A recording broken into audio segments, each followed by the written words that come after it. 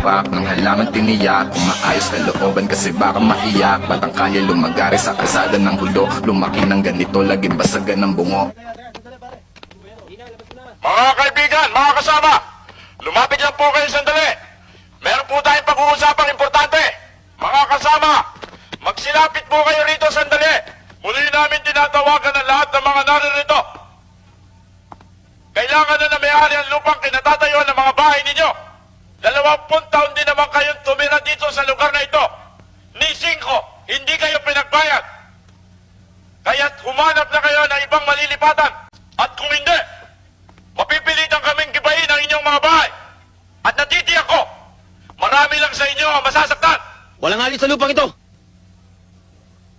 Dito na ako lumakit ng kaisip. Amin na itong lupang ito. At walang sino man ang maaaring kumuha ito sa amin. Ganon. Kung hindi namin kayo makukuha sa mabuting usapan, mapipilitan kaming gamitan kayo ng dahas. Ganun ah. 50-50 mandalo yung puro crazy man. Buhay ko sinasagot hanggang sa away mawala.